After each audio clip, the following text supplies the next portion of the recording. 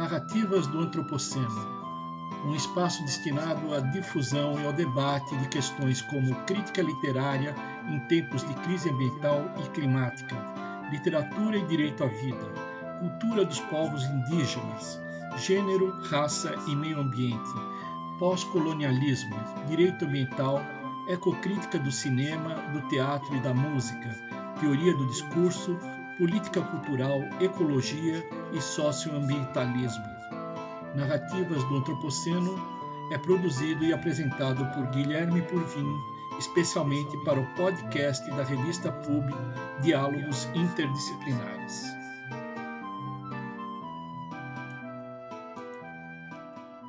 Neste segundo programa da série Narrativas do Antropoceno, a gente vai contar com a colaboração também de Sheila Cavalcante Pitombeira e Rui Guimarães Viana, que vão me ajudar a formular as perguntas para a professora Zélia Bora.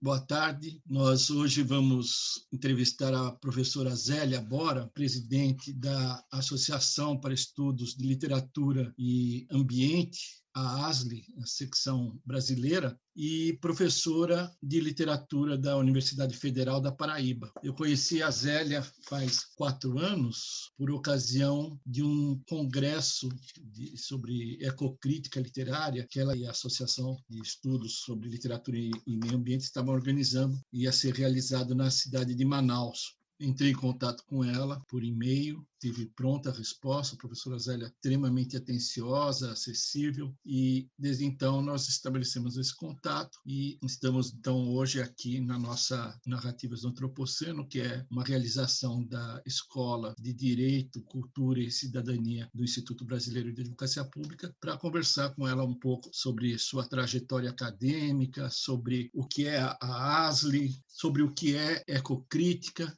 Ela é autora dos livros Poemas Nunca Escritos, de Heloísa para Abelardo, e Poemas das Cidades Mortas e dos Pequenos Seres Invisíveis, além de uma antologia sobre cordel e meio ambiente, que ela organizou com Ana Cristina Farias de Carvalho e a Dailson Wagner Souza de Vasconcelos. Então, seja muito bem-vinda ao nosso encontro, professora Zélia. Queria, assim, para começar, então, a nossa conversa, perguntar como é que foi a sua formação acadêmica, como é que a senhora se iniciou no estudo de letras, de literatura aqui no Brasil. A professora Zélia é da Paraíba, mora em João Pessoa. Poderia falar um pouquinho sobre a sua vida acadêmica, desde a graduação até sua passagem pela Universidade da Califórnia? Boa tarde a todos vocês, ao Rui, a Sheila, e eu agradeço imensamente a presença de vocês e, sobretudo, o convite do professor Guilherme, que realmente me honra bastante essa oportunidade de falar sobre o nosso trabalho, sobre a nossa trajetória um pouco. De uma certa forma, eu acredito que toda essa relação com o trabalho e a vida presente, as duas coisas estão muito juntas. A vida acadêmica determinou praticamente a vida como ativista, como defensora do meio ambiente, defensora dos animais. E tudo isso começou desde a mais terna infância, não é? Porque eu sou filha única, então era uma criança assim, bastante protegida, bastante separada das demais. E os meus pais me protegiam muito, mas uma das formas que eles acharam para que eu me socializasse foi a presença de animais. Então, eu ganhei uma galinha pedrez, pequenininha, e a galinha era a minha primeira amiguinha. Eu chamava, ela vinha e brincava com ela. E um certo dia ela cresceu e engordou muito, e um dia a minha mãe disse, olha, ela engordou tanto, e quando eu cheguei da rua, a galinha tinha sido morta e estava na mesa, e eu perguntei o que é aquilo. Eu tinha 6 para 7 anos. Então, foi o primeiro trauma. Eu não concebi que matasse a minha amiga.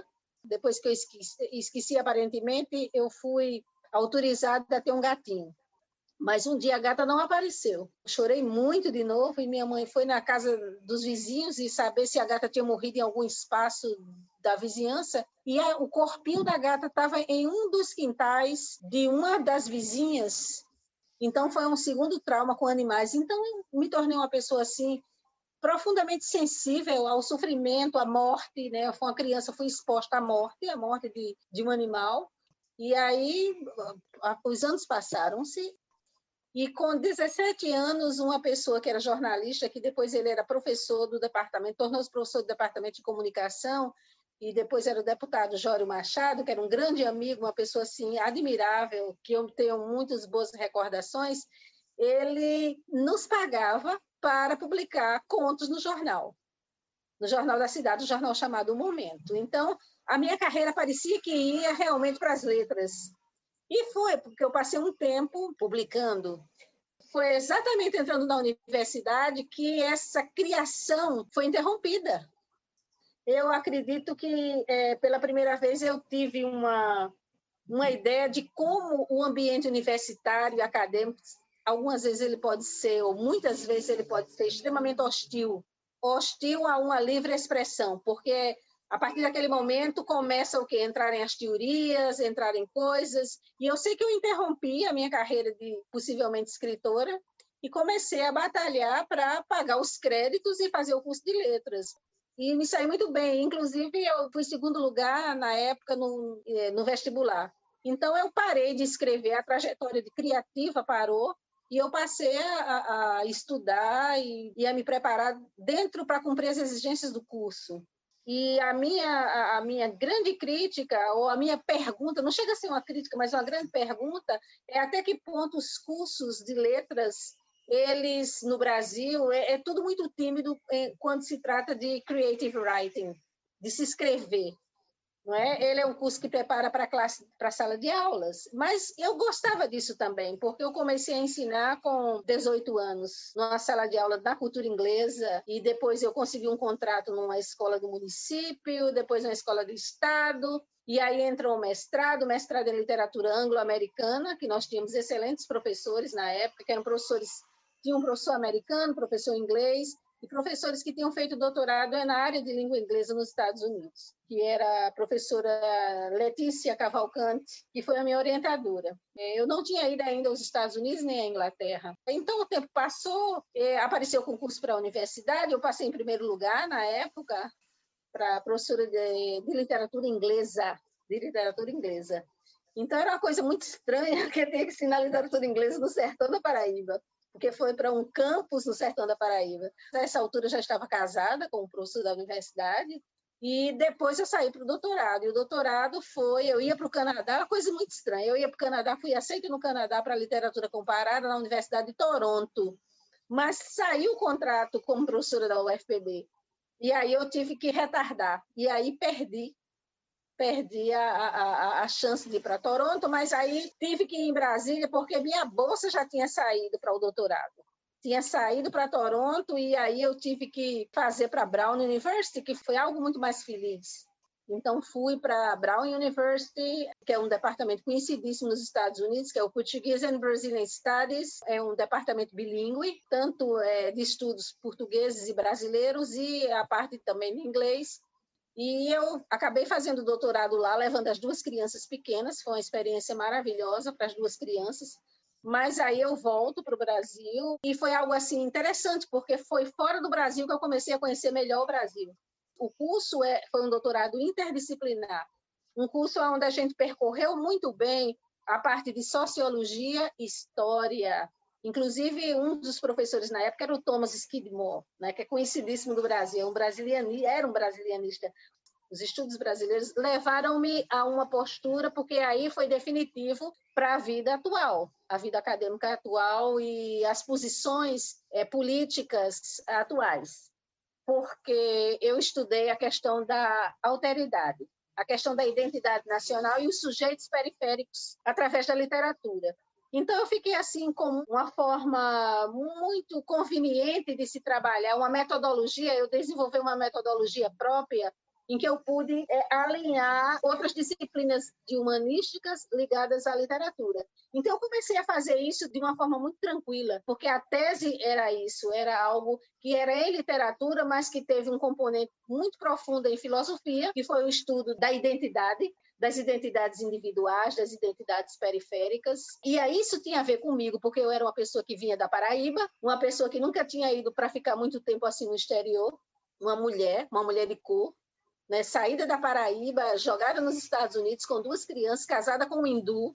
Então, meu Deus, aquela pergunta pela identidade nacional era a minha própria pergunta. Quem sou eu? De onde eu venho? Meu Deus, aquela coisa toda. Eu sei que essas meditações acadêmicas levaram-me a uma postura de um entendimento muito preciso, não é? Porque vem gritar dentro de mim a minha nordestinidade, a minha brasilinidade, a minha questão feminina também. Então, todas essas coisas da alteridade estavam sobre mim. Então, a tese, as perguntas, o questionamento, a busca para o entendimento sobre tudo isso era uma pergunta sobre mim mesma. Então, eu saí da Brown, eu cheguei no Brasil com uma tese bastante original, e eu cheguei na Paraíba, voltei para Paraíba e dentro abri uma linha de pesquisa muito específica, que é o estudo da alteridade. Então, vários cursos foram dados, formei vários mestres e doutores na área, e eu fui estendendo, estudando. E aí eu fui ao Japão, a convite da Universidade de Kobe. No Japão, Guilherme, foi que eu conheci a professora Mitsui Yoshida, da Universidade de Matsuyama, que me disse assim, olha, você podia se comunicar com o professor Scott Slovic, que foi o fundador da ASLE americana, né, da ASLE, relação entre a literatura e meio ambiente, é chamado de ecocrítica. Eu disse, bom, eu acho interessante, eu sou muito aberta a tudo novo, sou aberta, gosto de investigar o que está acontecendo. No primeiro congresso, Scott veio, é um grande amigo hoje, uma pessoa muito atencioso, muito legal. Eu digo que ele é o pai da ASLE Brasil. É alguém assim que nos possibilitou, disse, Zélia, olha, o seu trabalho é um trabalho interessantíssimo. Eu digo, Scott, especialmente porque nós no Brasil nós temos algo muito bem definido. Então, a questão da identidade sempre atuou muito em minha mente. Quer dizer, os conhecimentos acadêmicos são também conhecimentos de vida, de experiência e de coerência, de sempre procurar uma coerência. E dentro dessa coerência, a ecocrítica, para a gente, é um método que a gente narra as nossas questões ambientais da perspectiva latino-americana, da perspectiva brasileira. Nós somos brasileiros, nós não somos reprodutores. Então, vem tudo aí trabalhando junto. É o pós-colonialismo, desconstrutivismo de Derrida.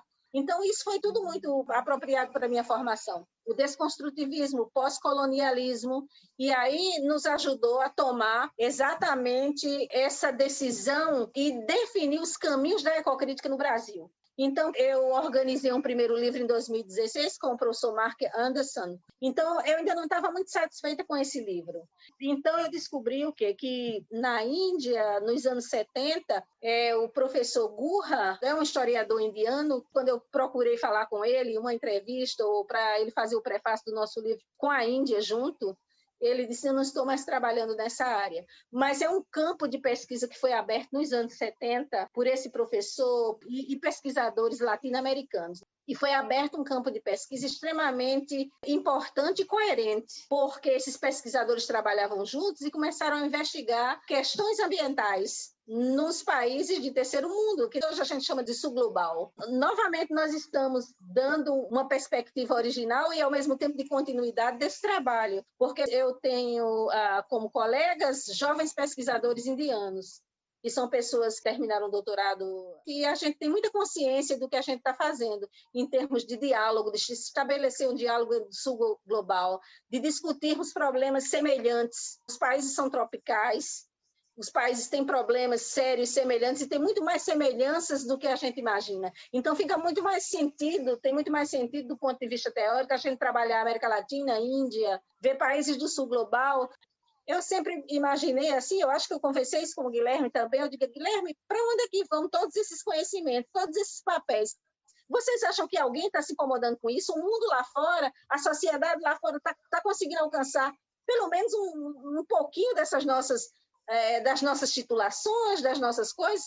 Eu acredito que não. E isso eu senti quando eu voltei do doutorado. Depois eu fui fazer pós-doutorado na Universidade da Califórnia, eu fui professora visitante um semestre na Universidade da Califórnia, mas cada vez mais eu vejo o distanciamento da vida real que nós vivemos e as questões acadêmicas. E aí vem as perguntas. Nós estamos realmente servindo a sociedade com os nossos conhecimentos acadêmicos? A quem interessa? Para onde vão todos esses papéis, todas essas coisas?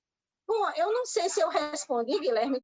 Respondeu sim, Zélia. Você poderia falar um pouquinho para a gente o que é a Association for the Studies of Literature and Environment? E você é a presidente da brasileira. O que é essa associação e qual é o papel dela na evolução do estudo da ecocrítica? Então, o que é ecocrítica? Ecocrítica eu considero como um método de abordagem, de questionamento da literatura. E esse método que nos permite questionar a obra de arte é como qualquer outro instrumento metodológico, como dentro das correntes do pós-estruturalismo. Então, nós temos, por um lado, a psicanálise, nós temos a Foucault de um lado, nós temos o pós-estruturalismo, Derrida, a filosofia, Lacan, e a ecocrítica está lá no finalzinho e é mais um método de questionamento.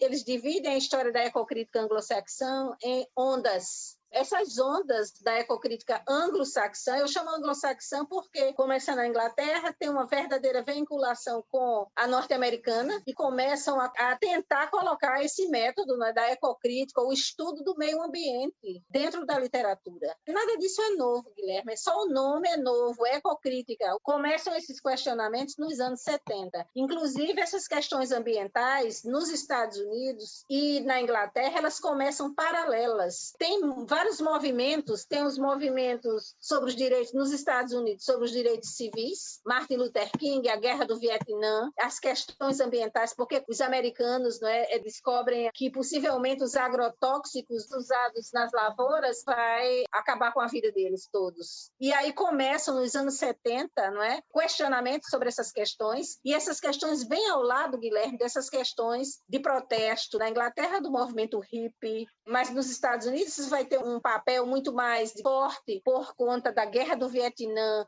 os direitos civis, a violência, a morte de Martin Luther King. E as questões ambientais vêm nesse hall de discussões. Desde o romantismo inglês, você sabe disso, que os ingleses, no século XIX, a partir da Revolução Industrial, que os poetas ingleses, eles levantam-se contra essa questão da industrialização e criam a poesia romântica. Então, o romantismo europeu, o romantismo inglês, ele é um romantismo que tem o seu lado político. Em alguns, a gente vê esse ativismo político, como é o caso do Shelley, o caso até do Byron, que vai para a Turquia, entra para lutar numa guerra onde ele morre. Então, a gente vê isso muito claramente no romantismo inglês. Quando você vê Wordsworth morar numa cabana no meio do mato, e a mesma coisa a gente vê com os transcendentalistas norte-americanos, que é o Emerson, e depois vem o Thoreau, que escreve sobre civil disobedience. Ele se afasta da cidade, do meio urbano e vai morar na floresta. Então já tem uma reivindicação no século XIX desse espaço da natureza nas vidas das pessoas. Então, o que é que os ecocríticos atuais fizeram? Os ecocríticos começaram a verificar as obras de autores ingleses e autores norte-americanos, não é? E eles deram o nome de Green Literature, a literatura verde, a literatura que tinha essa reivindicação ecológica, mas ainda o nome ecocrítico não tinha. Então, por isso que eu digo que não é algo novo. A gente vê, por exemplo, de Conrad, que era um escritor inglês, mas é um escritor que não era considerado inglês, se eu não me engano, ele era polonês, não? Mas quando ele escreve, ele, por exemplo, escreve The Heart of Darkness, sobre a África, e a gente vê assim um verdadeiro horror da questão colonial, da destruição da natureza.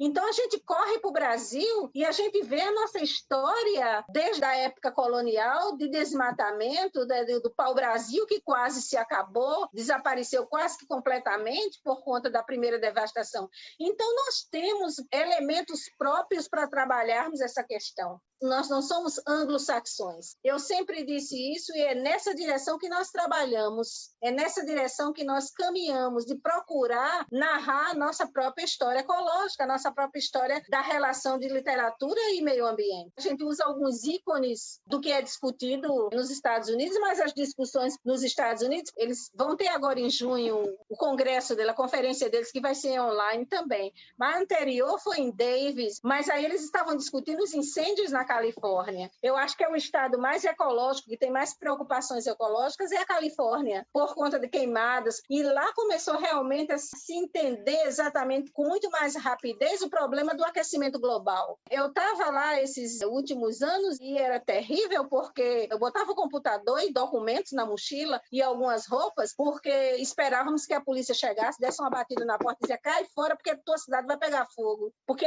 o fogo vem descendo as montanhas da Califórnia e sai pegando fogo em tudo. E como as casas são de madeira, né? Isso é interessante isso, porque uma vez alguém não falando sobre o desmatamento, da destruição de madeiras no Brasil, eu digo, mas essa madeira veio para os países de primeiro mundo, veio para os Estados Unidos, aí todas as casas estão acabando. Marco Collum, da Universidade da Flórida, perguntou se tinha evolução da ecocrítica no Brasil. Nós temos elementos suficientes para tecermos considerações sobre essa relação entre literatura e meio ambiente. Eu respondi isso a Marco Collum perfeitamente, só que essa evolução você está conseguindo ver melhor no cordel do que na literatura tradicional. Pelos meios de produção, porque o cordel é barato, pelos meios de divulgação, também é barato, e agora está usando a internet também. Temos um amigo na ASLE que trabalha no Instituto Chico Mendes e que é doutor em biologia. Então, ele escreve cordéis. E o cordel, assim, nós temos hoje pessoas escrevendo cordéis, pessoas de todas as experiências intelectuais. Então, isso está mais rápido de ser observado dentro do cordel do que dentro da literatura brasileira. Os departamentos, tanto de teoria literária e os departamentos de inglês, são incrivelmente céticos ou conservadores ou têm medo. Eu acredito que é uma espécie mais de comodismo do que medo de verificar o que está ocorrendo e se a gente pode pegar esse discurso e a gente pode dialogar com esse discurso. Eu gostaria de voltar um pouco para a questão do cordel. Observando que na Paraíba nós tivemos uma ideia bem focada na literatura do cordel. No início do século passado, tivemos Silvino Pereira fazendo as histórias tradicionais, depois Leandro Barros cuidando da questão dos impressos. Depois, nos anos 70, teve uma professora também na Paraíba que criou um programa de pesquisa nesse sentido. E aí temos também Zélia Bora. Então, eu pergunto, nesse espaço nordestino, a Paraíba seria o nascedor, o acolhedor, o difusor dessa questão do cordel para os outros estados do Nordeste? E como você vê essa nova concepção agora, considerando os tempos atuais de internet, de redes sociais e até esses espaços de intolerância? Como você vê esse diálogo desse contexto agora com o cordel e também essa matriz histórica? Bom, Sheila, eu não sei se nós somos grandes produtores ou se o Ceará é grande produtor. É produtor e também estudioso o Estado. Eu acho que são duas partes complementares. Eu não digo que haja competição, mas há excelentes pesquisadores. Eu não sou especialista em cordel, porque tem professores que trabalham isso há mais tempo, mas o que me interessou foi o cordel do meio ambiente, porque já que a gente estava com dificuldade de ver como é que as questões ambientais mais contemporâneas estavam sendo catalogadas e discutidas pelo cordel, eu fui atrás do cordel ecológico e achei muita coisa. E é interessante porque o cordel é bastante utilizado nas escolas. E a internet veio ajudar bastante, porque inclusive eu encontrei cordel de um baiano, porque o cordel dele era um cordel da internet. O cordel não tem mais esse perfil dos livrinhos, da pessoa, do cara quase letrado, que tem um registro de fala que sempre se discriminou, que é o produtor. Nós temos produtores de cordéis de várias experiências intelectuais. Inclusive doutores, PhDs, que não são PhDs em cordel, mas não estudaram literatura de cordel, mas que, no entanto, desenvolvem e escrevem muito bem para comunicar suas ideias, como é o nosso colega, que é do Instituto Chico Mendes, que escreve excelentes cordéis e é um doutor em biologia. Mas isso não desmerece nenhum, porque eu não estou atrás disso, eu estou atrás do processo de comunicação. Eu não faço diferença, até porque eu sou nordestina, sempre serei e morrerei nordestina. Então, não é, Sheila? Morreremos nordestinas. Então, eu não tenho assim, nenhum problema com isso. Eu sou arguediana, né, de José Maria Arguedas. É minha voz, eu sou uma outra que tento trazer a voz dos outros também, abrir espaço para todos. Mas dentro dessa questão da ideologia, Sheila, dessa opressão, dessa questão, há um imenso mundo de produção de cordel. Uma quantidade imensa que a gente não sei até que ponto a gente pode catalogar, pode descobrir, Mas então vai ter que se ir para cada cordel, para ver exatamente, porque é um princípio do pós-estruturalismo, que o lugar da fala, de onde você está narrando, você narra a sua experiência. Então, resta saber qual é a experiência específica daquele ou daquela cordelista. Inclusive, na nossa antologia, nós temos 3 ou 4 mulheres que nós escolhemos. Bastinha Job, daí do Ceará, falando sobre a questão do meio ambiente também. Então, isso vai depender da experiência de cada um, porque é provável que ainda haja, digamos assim, pessoas que se utilizam do cordel, porque o cordel tradicional tem um veio, né, assim, de narrador e de narrativa bastante marcado por um certo conservadorismo, mas o cordel, como qualquer outro tipo de literatura, né, como a literatura, ele evolui com o tempo. Então, cada cordel de cada época ela vai trazer os seus pressupostos, que não há mais sentido que esses pressupostos sejam os mesmos de 20 a 50 anos atrás, onde se coroava Lampião, não é? A violência do cangaço, né? Que se gostava muito de se falar nisso, uma violência assim, tanto das mulheres quanto dos homens, e quanto daqueles que também perseguiam Lampião. Então, era uma violência generalizada. Você tem a lembrança da natureza com as secas, a estiagem, esse diálogo, né? E essa vivência nordestina com a natureza em razão do contexto da estiagem e por força da exclusão social e da diferença de classes, de núcleos e de acesso ao poder, então você vai ter essas duas temáticas. A natureza, a chuva, os bons tempos, os maus tempos decorrentes da estiagem e também, em razão disso, o mando, o desmando, o comando, né? Sim, acho que nesse contexto do mando e do desmando, não sei, talvez a intolerância entre aí, nesse cenário. Eu lembro que, exatamente, quando eu estive na Berkeley, eu dei um curso sobre cinema, e sobre o cinema do Glauber Rocha. Então, era assim, algo assim que, Deus do céu, era uma violência assim, sem precedentes. E, às vezes, o americano não entendia muito bem, mas, ora, eles também são ultraviolentos. Também tem, além do nosso tipo de violência, violências assim, descomunais, de todos os tipos. Eu via aquilo tudo, o cinema de Glauber Rocha, não é? Os personagens de Glauber Rocha e vi exatamente aquele contexto duríssimo dessas pessoas, principalmente sertanejas, né? Que já era um pouco diferente das pessoas que moram nas capitais, mas a gente não deixa de guardar ainda essa intransigência, essa violência, como é a questão da vaquejada, não é, Guilherme? De alguém defender vaquejada como uma cultura nordestina, pelo amor de Deus, né? Os interesses das pessoas que apostam ou das pessoas que botam muito dinheiro no sofrimento animal. Isso não tem nada a ver com cultura nordestina, mas tem a ver com um conservadorismo profundo, uma violência profunda que se insiste em perpetuar. Mas é sempre bom lembrar que cultura é algo que muda com a sociedade. Quer dizer, então, mais uma prova de que a gente deve estar de olhos e ouvidos abertos ao discurso que vai mudando, e quem não mudar com ele está perdido. Então, nós estamos em outra época, mas há uma insistência veemente de certos indivíduos que não querem perder o seu status quo. Não é que eles não saibam que é verdade ou não. E aí mantém uma tremenda violência sobre tudo, sobre a natureza, sobre as mulheres, sobre os homens, mas sem poder.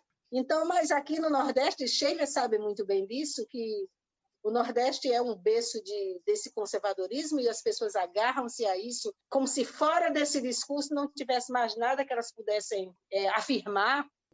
Você está falando do dinamismo necessário aí à transformação social, né? E nós estamos falando aqui de várias expressões artísticas, né? Eu vejo assim a evolução do cordel, como eu vejo da música urbana aqui em São Paulo, mesmo aí no Nordeste com mangue beat e outras tendências assim. Você enxerga uma correlação do cordel, por exemplo, com o rap, como elemento aí de instigar ou de transformação social? Eu acho que o rap ele está mais direcionado à questão étnica. Agora, essas duas coisas estão lado a lado, porque ambas tensionam, de uma certa forma, a transformação social.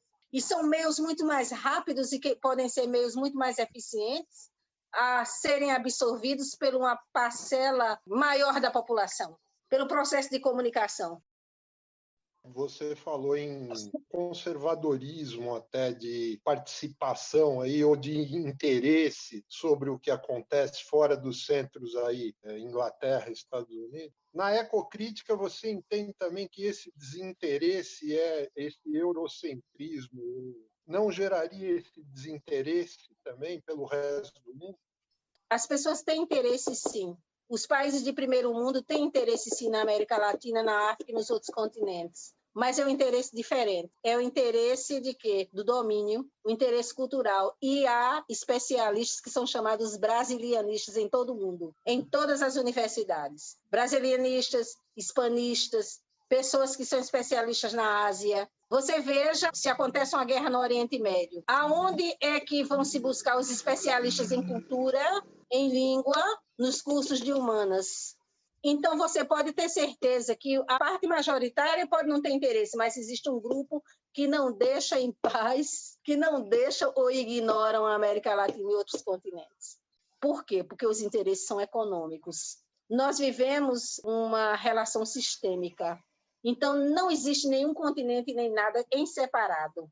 E aí o vírus está aí mostrando, não é? E outra coisa, o primeiro mundo jamais seria primeiro mundo se não fosse o terceiro mundo. E os daqui que saem para lá, e às vezes alguns podem ter essa ideia de que nós estamos copiando, sendo papagaios, mas nós estamos sendo papagaio coisa nenhuma. Nós estamos produzindo o nosso próprio discurso. E para que haja um diálogo, você tem que saber o que é que o outro está falando, e você tem que responder. Do contrário, eles vêm e falam por você, que é o que fizeram por toda a vida.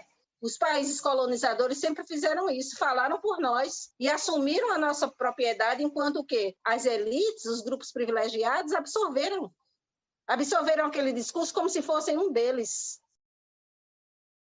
Queria saber se não existe uma visão nova no sentido da participação, da militância em defesa do meio ambiente. Se não seria essa a grande mudança de enfoque na crítica literária. Da mesma forma que nós temos estudos sobre feminismo em literatura, ou então sobre a questão de raça, os estudos pós-coloniais, se não haveria essa preocupação em se trazer uma consciência da importância de se representar essa crise ambiental planetária, com as mudanças climáticas, com a extinção da biodiversidade, não haveria esse enfoque, ou a gente pode deixar um pouco de lado, esquecer a expressão-chave, a palavrinha ecocrítica e pensar, não, vamos falar então sobre militância ecológica e o pensamento que a gente tem de como pode a literatura participar da luta em defesa do planeta, retirando qualquer rótulo, porque a ecocrítica não acrescentaria nada à ideia de militância em defesa da vida dos animais, em defesa da biodiversidade, sob a perspectiva da área de letras.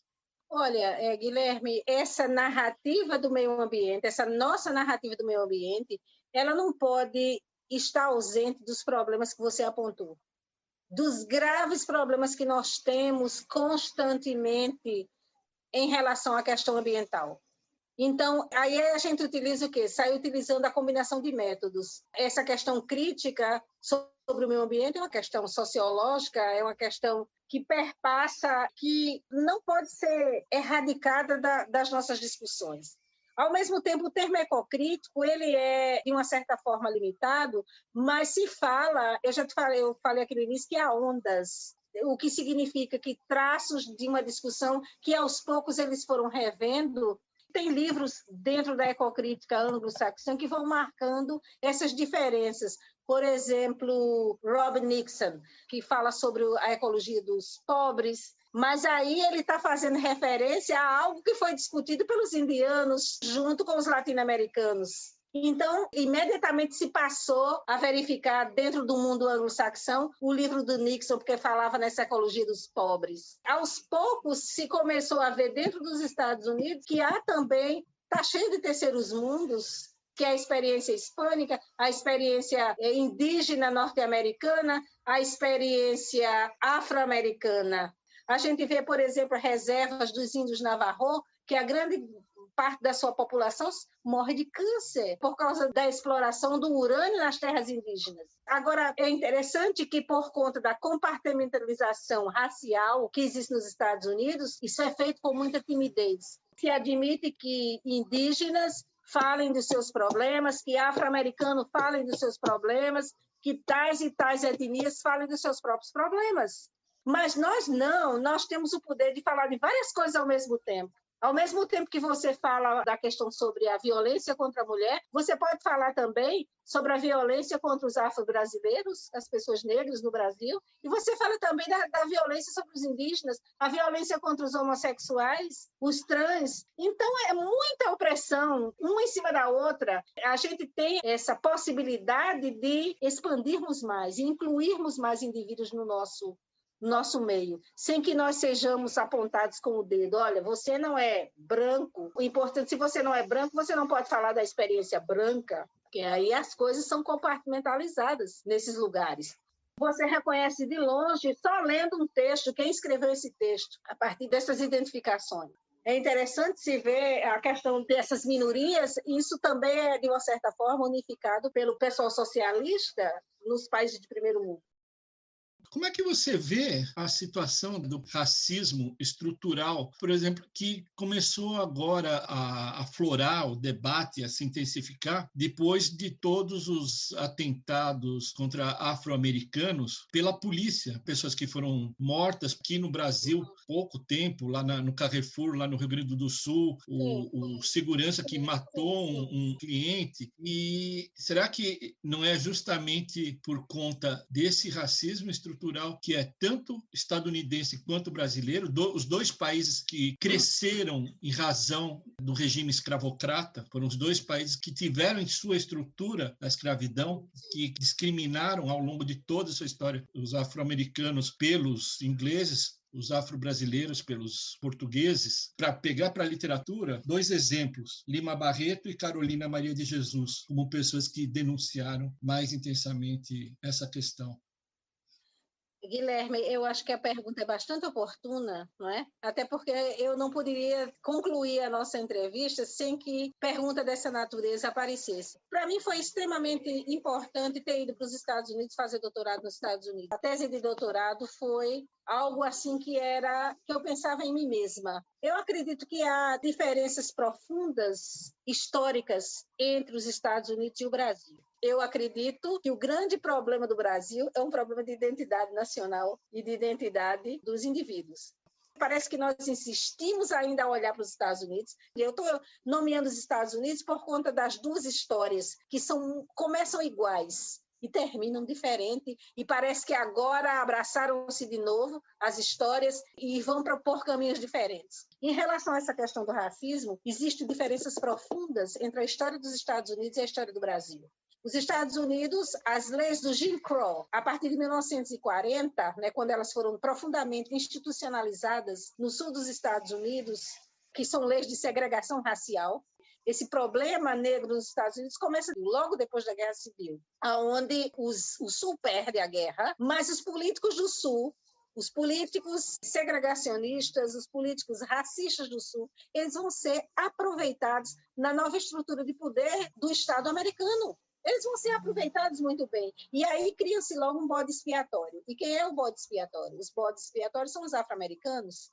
Muitos deixam o Sul e vão para o Norte para trabalhar em busca de novas oportunidades. Isso desde dos processos em que os negros fugiam, porque o Lincoln ele vai institucionaliza e ele só ganha a guerra civil por conta da ajuda dos negros que saem, vão para o norte e conseguem escapar com a ajuda de muitos brancos abolicionistas, que uns são Quakers, outros são antirracismo. Então, existe uma passagem, o Railroad Experience, que você passa, os escravos passam e conseguem fugir, chegar nas linhas do norte dos Estados Unidos, mesmo separados no exército, e começam a lutar com unhas e dentes, porque para um negro, durante a Guerra Civil, era crucial. Ou ele lutava, ou ele voltava a ser escravo. E é tudo muito ambíguo, porque Lincoln ele não podia decretar a abolição da escravatura no Sul, já que tudo era diferente na Constituição norte-americana. O Sul era um regime, era como se fosse um outro país brigando com outro país. Mas, obviamente, se o pessoal do norte tivesse perdido a guerra, a escravidão não teria terminado, certo? Porque simplesmente a economia sulista ficou arruinada. Uma boa parte dos negros integraram os exércitos o exército do norte dos Estados Unidos e ganharam a guerra. Mas ficou um mal-estar tremendo, um mal-estar que nunca foi aceito, como, por exemplo, a distribuição de terras, o problema do voto, e a segregação continua e vai ser repetida durante a Segunda Guerra Mundial, quando os afro-americanos vão para lutar na Segunda Guerra Mundial, em seus batalhões continuam segregados. E aí o afro-americano volta e diz, que negócio é esse? Eu vou perder minha vida fora, quando no país eu não tenho direito absolutamente a nada? E aí começam os movimentos, aí começa a coisa piora. Né? É interessante lembrar também que as leis do Jim Crow, elas inspiraram Hitler. É interessantíssimo, na segregação contra os judeus, as leis do Jim Crow ajudaram os nazistas a elaborar os seus códigos, o Estado nazista a elaborar códigos de lei que começou discriminando e segregando cidadãos judeus. É interessante demais isso. Então, a história do racismo norte-americano e a história do Brasil é completamente diferente. Não significa que o Brasil vai ser menos racista, não, senhor. Não é. Não vai ser diferente. Racismo é racismo em qualquer parte do mundo, certo? Racismo é racismo, afinal de contas. Isso, a identidade nacional, sabe quando é que ela vai ser questionada? Quando você vai exatamente para os Estados Unidos ou você vai para a Europa. Principalmente nos Estados Unidos, que tem essa questão tão real como é a questão étnica, que é cobrada a todo momento, só você olhando você vê um outro, e aquele outro, a sua visão do outro define a sua experiência com essa pessoa, que aí você não está vendo se eu sou doutora, quem eu sou, se eu estudei na Abrão ou quem eu sou, mas olhando para você, ou não olhando, mas fingindo que eu não estou te vendo, isso é algo determinante nessa experiência de ver o outro. E aí é que é interessante porque é difícil dizer isso, mas os cidadãos, quando você não nasce no país, ou se você não pertence àquela parcela de cidadãos que não querem abrir mãos do seu status quo, que é o discurso branco, o discurso hegemônico, o discurso do poder, o discurso econômico, né? Porque existe isso aí, e é exatamente da questão da experiência da escravidão, que as pessoas que saíram da escravidão imediata, elas não vão poder integrar nem por vontade e nem por treinamento de experiência a passarem a fazer parte das fileiras sociais. Duas coisas o Brasil não entende. Ele não entende o que significa ser branco. Ele não entende que todo o sul da Europa, Portugal, Espanha e Itália, ela vai ter um processo discriminatório dentro dos Estados Unidos, que é olhado com uma certa indiferença. Oh, você diz que você é branco, mas será que você é branco mesmo? Ou você, sendo do sul da Europa, você tem um certo lugar dentro da história da identidade norte-americana. Porque a história norte-americana, os autores da história serão quem? Serão anglo-saxões. Então, para a mentalidade anglo-saxão, o branco tem de ser um anglo-saxão. Ele não é tão inteiramente tão católico, ele não é tão inteiramente do sul da Europa. Quem? Português, branco? Tem uma certa interrogação. Então, é isso que o brasileiro não entende, ou talvez não queira entender. Então, ele faz o seguinte, ele coopta todo esse discurso e aplica no Brasil. Ah, não, no Brasil eu sou branco, eu sou descendente de português, eu sou descendente de italiano, eu sou descendente de espanhol, eu sou branco. Né? Porque aí o que é que vai permanecer no Brasil? A pigmentação da pele. Quando nos Estados Unidos ainda tem aquela velha historinha do sangue que está lá na legislação do sul dos Estados Unidos. Você, indivíduo, qualquer gota de sangue negro faz você negro.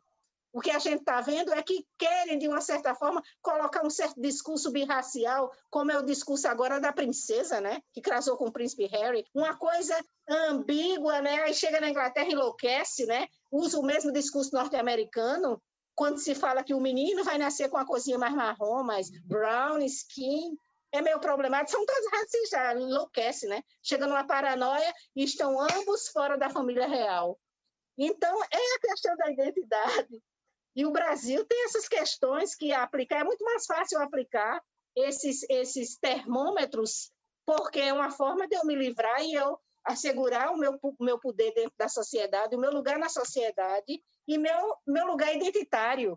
E a questão do negro, o próprio negro, porque a grande maioria dos policiais, doutor Guilherme, são negros também, são pessoas de cor, pessoas que... E aí eu só tenho uma explicação que eu me lembro muito de Fanon, de Frantz Fanon, black skin, white mask, né? Faces negras, máscaras brancas, ou seja, de um processo alienatório, de alienação total do indivíduo, que se odeia tanto, porque eu fui tão oprimido ali dentro, que eu me odeio tanto que eu não quero ver o outro que parece comigo.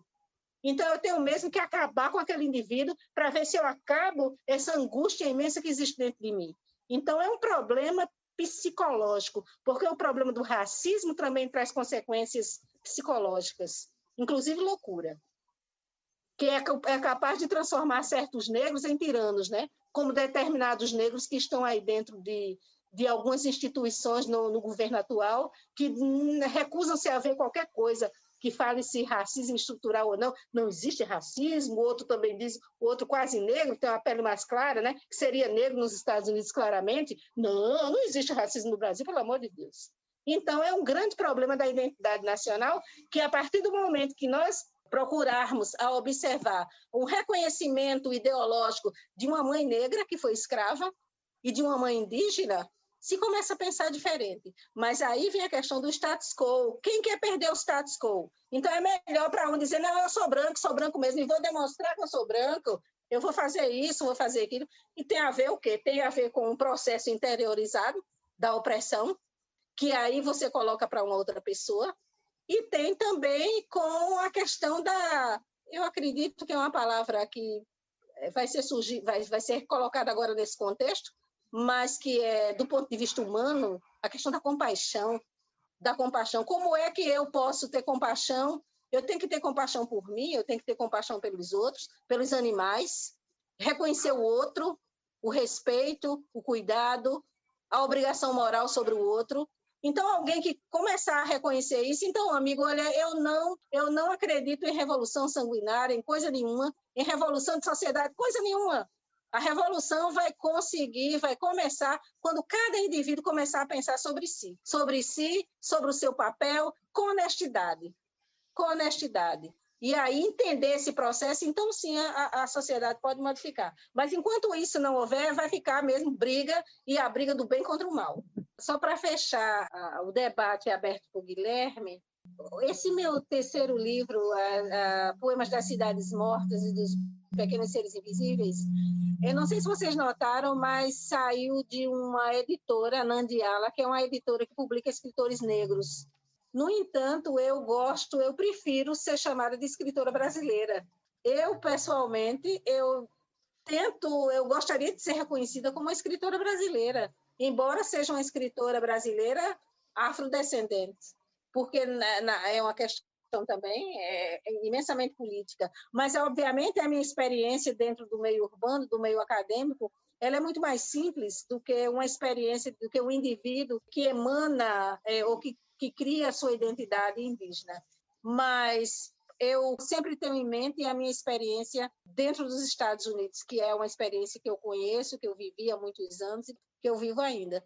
Então, é essa comparação da vida cultural e do cânone, de como está dividido o cânone literário norte-americano, que eu vejo do Brasil uma outra trajetória, uma outra forma que foi criada. Mas quem vai dizer isso é a posteridade, né, Guilherme? Como é que isso vai ser definido? Porque, de qualquer forma, é um desafio para o cânone brasileiro, da literatura brasileira.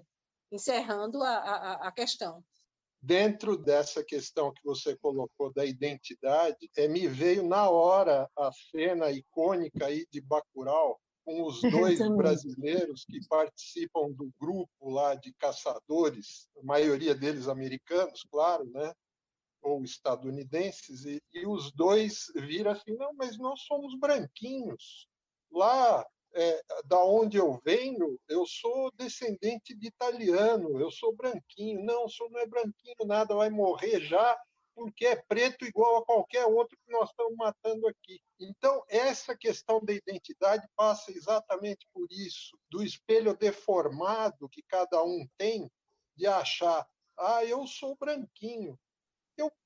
Eu não posso assumir esse tipo de identidade, mas eu passei por uma experiência muito semelhante visitando meu irmão na Suécia. Na Suécia, eu sou turco, eu sou africano, eu sou qualquer coisa. Isso. Né? Isso, de qualquer maneira, acaba chocando a gente, porque a gente tem a ilusão de que é branco. Mas se formos ver aí a visão eurocentrista ou americanista, ou seja, dentro dessa visão, nós somos a sub-raça que eles esmagam. E quando tivermos consciência disso e impusermos a nossa própria identidade, nós vamos deixar de ser esmagados. Aí eu concordo com você. Exatamente. E sermos mais compassivos, não, com os outros, e especialmente com os mais fracos, os que sofrem. Por que isso? Aí nesse ponto eu sou arguediana, não é? Por que humilhar o outro que está em desvantagem com você, sobre você, quer dizer, entre você e ele? Então, a gente já está aqui encerrando o nosso encontro, Narrativas do Antropoceno, em que nós contamos com a participação da professora Zélia Monteiro Bora, que falou muitas coisas que a gente desconhecia, contou a história da ecocrítica, sua trajetória acadêmica, falou sobre sua luta em defesa dos animais, questão racial e tantas outras questões do interesse da ecologia e da literatura. Muito obrigado, professora Zélia, por ter aceito o convite da escola do IBAP e fica franqueada aqui para suas palavras de encerramento. Olha, eu agradeço profundamente essa grande oportunidade que vocês me deram. A Sheila e o Rui, que eu não conhecia, só conhecia de nome. Então, é um grande prazer. Sintam-se abraçados. E o Guilherme abraçado e beijado, não é? Também. Assim, eu fico muito lisonjeada, muito agradecida, e eu espero que a minha fala, de uma certa forma, possa contribuir de alguma maneira.